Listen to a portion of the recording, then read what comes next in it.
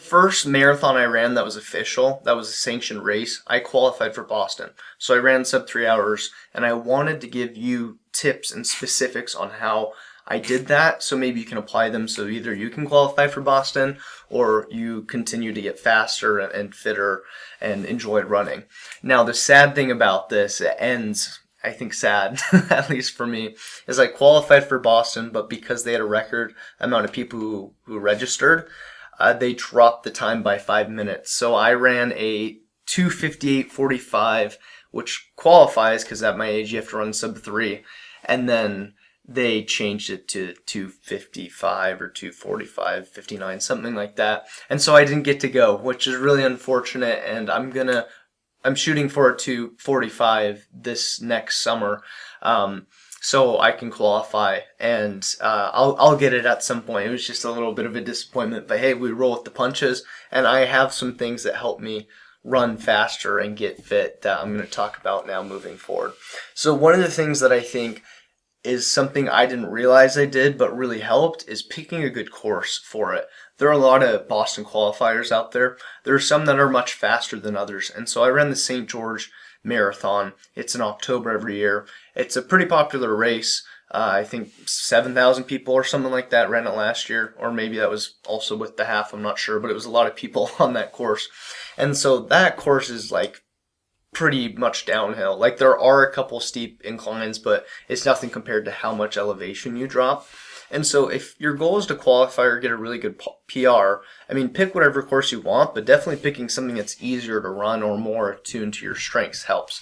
Now, going downhill that much can be misleading because you're like, oh, it's all downhill. But if you don't train, like you're going downhill regularly, like you're prepping the quads for that, you're gonna blow out your quads. Like I've seen it happen to people in St. George where they're like, I thought I was just gonna cruise all downhill, but they hadn't trained the downhill. And that leads me to my next thing. So whenever you're training for something, I think it's really important you train as specific as possible. There's this idea of you can kind of be a little bit more general, and as you get closer to the race, you want to be more specific. I completely agree with that. Or you could just be specific the entire training block. And so one of the things I did that I think, if you can, is really going to help you for a number of reasons, is I ran the course pretty much every Saturday. Like I think almost like 16 weekends, like 16 Saturdays I ran the course. There might have been one or two times I was traveling, but I was constantly on that course for my long runs. And that helped me, one, because I was training the specifics of what that race would be like. Two, I got very familiar with my pacing and when to push and when an incline was coming and where the bathrooms were going to be, right? Like I got familiar with all those stuff because I ran the course pretty often. And so maybe you're not living close to the course you're going to run or the race you're going to run, but maybe you can travel there at least once to kind of get used to the course. And to be clear, I wasn't running the course fully. I did sections of it, right? I might do a 10-mile long run, and I think my last long run before the race was something like 22 miles.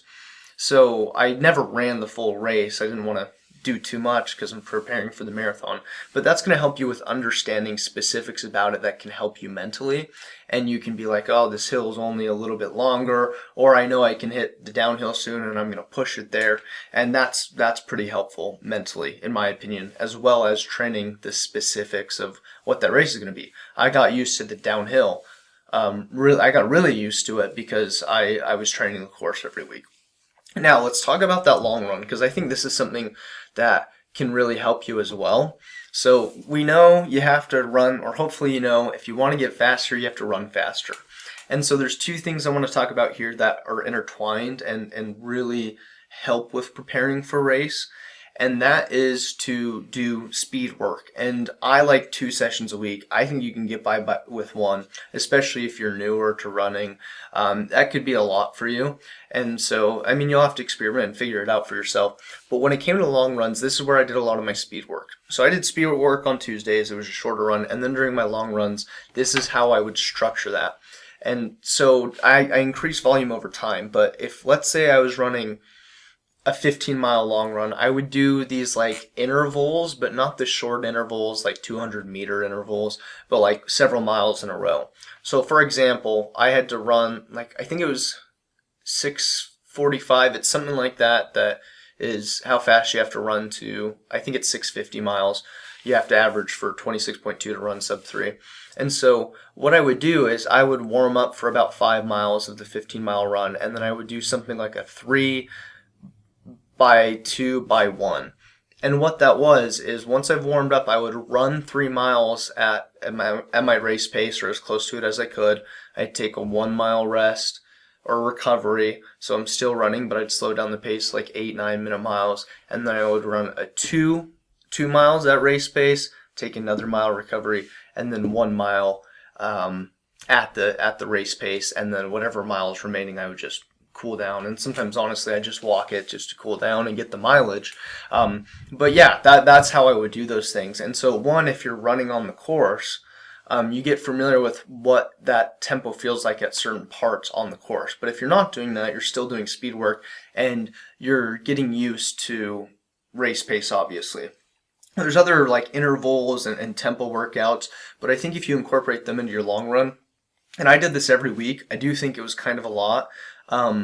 You could do it like every other week if you wanted to incorporate a lot of tempo into your long runs, but I think that's just really important because obviously you get used to running on pretty tired legs, which is going to happen in the marathon. Now here's the second part of this that I want to make super clear, and I'll wrap up this video, is I'm a big believer of if you're not doing any speed work, it's not a tempo workout, do zone 2 running or aerobic based training. And so there's other videos on this. I would like go open up a tab and Google or YouTube zone 2 training for runners and find and click on one of the top videos, because you have to calculate your heart rate zones. And if you're not familiar with this, basically there's 5 zones and they basically train different systems. To split it up, it's like zone 1, zone 2 is aerobic, right, with oxygen, it's endurance. And then zone 4 and 5 is anaerobic, so without oxygen or less oxygen. And a lot of runners say zone 3 is kind of like a dead man zone in the sense where it doesn't train aerobic and it doesn't train anaerobic, so it's kind of not there's not much of a point to it. I've heard other people say different opinions, but in my mind, I'm either doing speed work or I'm doing zone 1, zone 2 running. And what this is based off your max heart rate. The zones are split into heart beats per minute. And so for me, zone 2 is about 141 beats per minute. So if I am not doing tempo workouts, I am running at 140 or 142 beats per minute or less.